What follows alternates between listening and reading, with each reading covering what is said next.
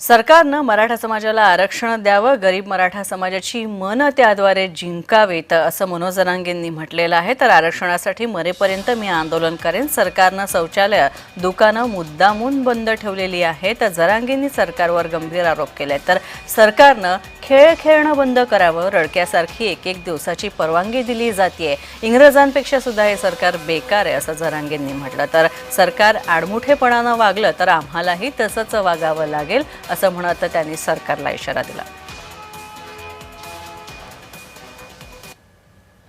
यातले बंगाल खेळ खेळण्यापेक्षा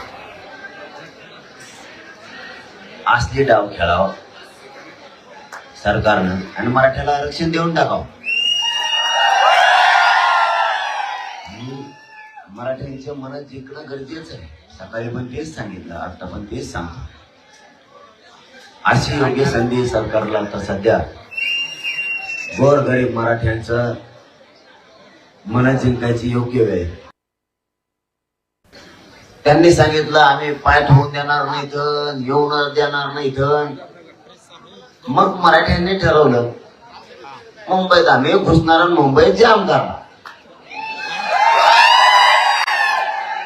मराठे घुसले पण जाम केली पण मग सरकारनं पण सहकार्य केलं। मग आपणच सहकार्य केलं पाहिजे। सरकार आडमुठ्यात घुसलं की मराठी आडमुठ्यात घुसेल।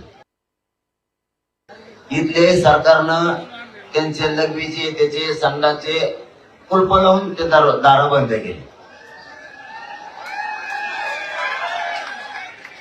पाण्याची परिस्थिती तीच आहे। अशी माहिती मिळाली की दुकानं सुद्धा चहाचे त्याचे वडा जेवणाचे बंद आहेत म्हणून सीएसटीला जे मग बसले होते पोरं त्याच्यामुळे बसले होते।